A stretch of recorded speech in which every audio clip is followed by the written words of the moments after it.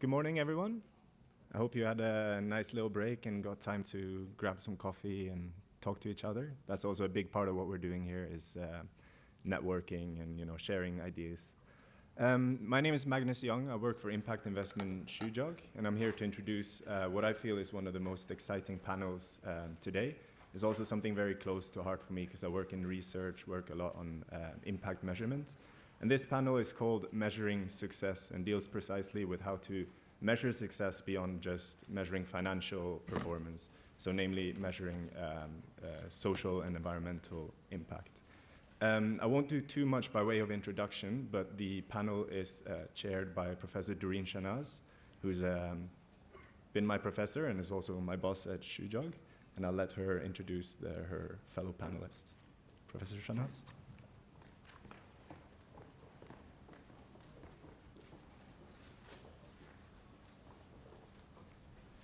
Good morning, everyone. This is what I call one of those nerdy topics. So if you're here, that means you're a nerd, but you're a smart one. Okay, so you're in the right panel. We have a very interesting group which has come together today for discussing measurement and impact measurement. And as we know, impact measurement is one of the key essential ingredients for impact investing. And this is something that all of us here in the panel have spent a lot of time on in various ways. So you will hear from very distinguished speakers in terms of what they're doing from their practice in measuring impact. Impact assessment has been something that obviously has been done very much so in the not-for-profit side for a long time, but bringing it in contact with financial return is something new, and the financial viability and the sustainability as one of the components of impact measurement is something new. And this is something, again, where it's one of the ways to bring in the impact investors, because they are assessing companies not only on their social impact that they're having, but also the financial viability. So it's all very linked. We have with us today, to start from my very right, which is your left, Mr. Sanjay Sinha. So Sanjay has been one of the pioneers in the space of impact investing. He's the managing director of M-Cril, and M-Cril is one of the leaders in doing rating for microfinances in India and beyond. And Sanjay is an economist, and he's focuses on economic growth and macroeconomic policies, enabling basically the low-income families to generate higher income, and obviously linking all this to the impact measurement work that they do. After Sanjay, we have Fabio Malanchini. Fabio is coming a long way from Italy, and Fabio has founded Microfinanza, a consulting firm specialized in microfinance and finance for development, and also Microfinanza Rating, so similar to M-Cril, it's also another rating firm, and it actually specialized in microfinance sector. He also founded, this is one of those overachievers here, Impact Finance Management, an asset manager specialized in impact investing. So he has worked all over Africa and Asia and Latin America. So it's great to have you, Fabio, with us. And then we have Laura Callanan. Laura is someone who has been very active in this space from many different ways, starting with her work at Rockefeller Foundation, and then as she worked as an advisor to UNDP, and worked with as an executive director to the Prospect Hill Foundation, and now at McKinsey, doing very interesting work on their social impact initiative. And Laura and I have obviously met a few times in the academic circles, so it's fantastic to have Laura here and to see that McKinsey is now getting into the space. I always say when JP Morgan, McKinsey, all these names come into the space, it's here to stay, so which is good. And then we have my good friend Jeremy. Jeremy, thank you for coming. He had to weather a storm to come here, so. Jeremy is the chief executive of the Social Return on Investment, SROI Network. And as we all know, SROI is really gaining a lot of ground all over the world in terms of one of the measurements, which is really looking at impact measurement from bottom up, and the key being looking at the stakeholders and the impact that they're having. And Jeremy has been in this space, for many, many, many years, doing many different things. He's the chair of Fair Pension and the director of FRC Group and a trustee of Social Impact Analysts Association. So many involvement from different directions. So anyway, so very distinguished panel, and we will soon find out how they're looking at impact measurement and what are the sort of the differentiating factors, because you'll get different perspectives from each one. So without further ado, we'll sort of jump into it. I will first take a few minutes and talk to you about the work that we are doing at Shujog, because one of the key things at Shujog is actually doing impact assessment and how we are doing it and what it means. So I will give you a flavor of that, and we can discuss it more later on. And then we are also doing a workshop tomorrow. So if you are so excited and you want to hear more, we're actually doing a workshop on the measurement tomorrow morning. So we can talk about that more then. So let me just sort of carry on with what the work that Shujog is doing. When I started Shujog, which is now, I guess, about 2 years ago, I think the key task for Shujog really was to do this impact assessment, because this is something that I felt very strongly about. This is the research I did when I was full-time at NUS. And this was, and thanks to Rockefeller Foundation, they gave me a grant to actually pursue that research. We're really looking at all the impact measurements which are out there, and trust me, there are many, and saying, okay, what is really relevant for Asia? And this is very, very important, because we do have a lot of impact measurement. There are many ways of looking at it. But as you heard in the opening panel, each country is quite different, each sector is quite different, and frankly, Asia is quite different. So as we started looking at it, we found there were issues and concerns that were very much part of the impact measurement in the West, which really were not relevant here in Asia. So we just really felt that some were answering some questions, the other were answering others, but there was not really something that pulled everything together.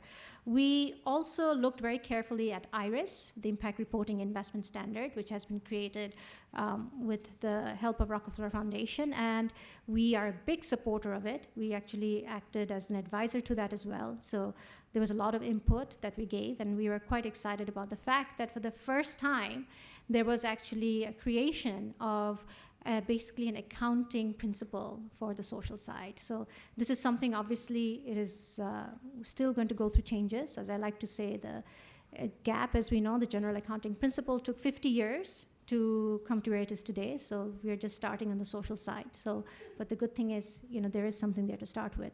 So in terms of my findings and the papers that I wrote at NUS, and sort of bringing it along to the work we're doing at Shujog, I think there were 3 things that became very important. And our assessment that we ended up now sort of taking pieces of this and that and creating our own thing really focused on 3 things, obviously raising capital, the impact investors, and social enterprises. And all of them are very different for Asia. And again, the rest of you obviously who have come outside from Asia, it may seem a little too regionalistic, but it is quite different here in terms of the impact investors, and we will talk about it more later on in other panels, you hear it. It's very sobering for us to see that investors think very differently here from the West. In some ways, I think they are much more critical in terms of the social enterprises and how they should perform, much more than the West. The social entrepreneurs, in terms of how they're looking at their impact, most of the time they're not. So this is something very new to them. And in terms of raising capital, yes, we do. There is, as we heard in the morning, there's a blend. We do have entities which are moving from completely the not-for-profit side now to the for-profit side, from unsustainability to sustainability, et cetera. So there's a gradation of what's going on. So, we said, okay, we have to work with something which basically answers all of this. And we came up with what we sort of call our framework, the Shujog Sustainability Pyramid. And if you look at it, it really is, very much, if you look at the top of the pyramid, it starts with a mission, and that's what we start off with. And this is something very important to us. And this is something you will hear throughout the 2 days.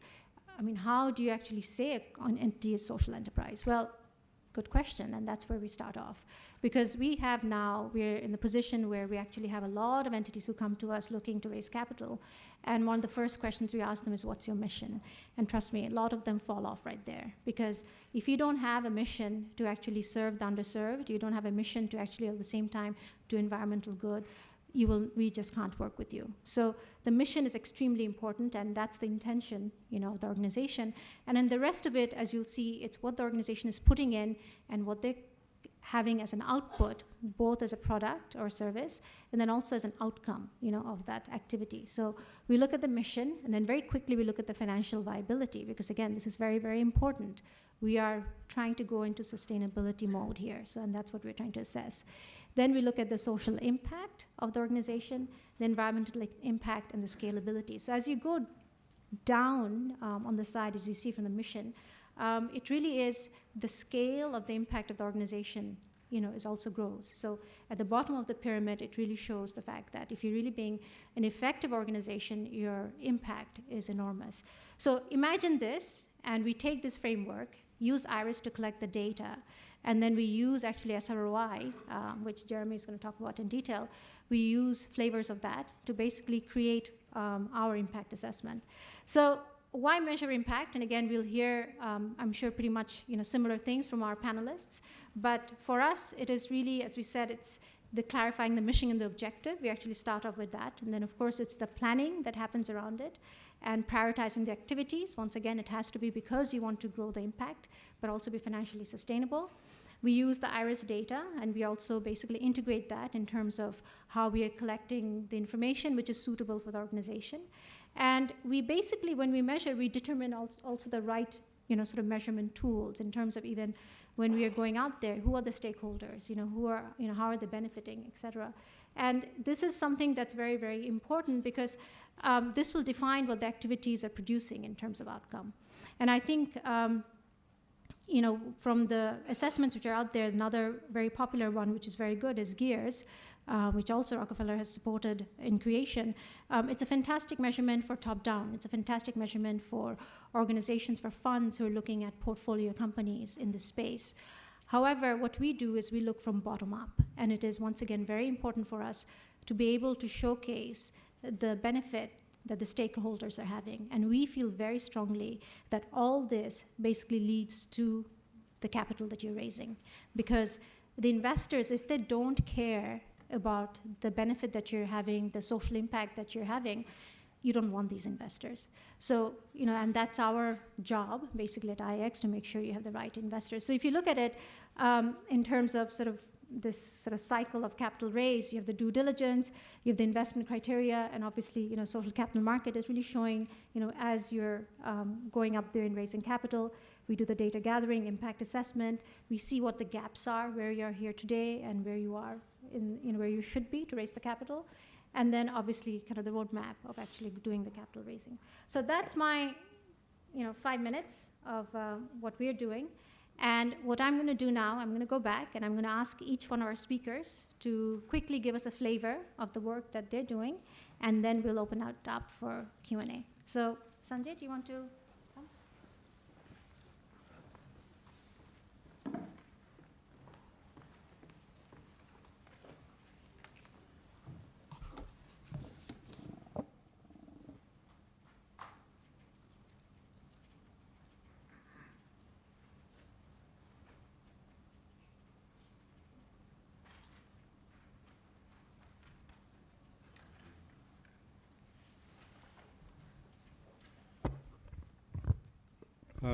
Thank you, Durreen. Thank you for inviting me here to speak to this distinguished group about measuring success in impact investing.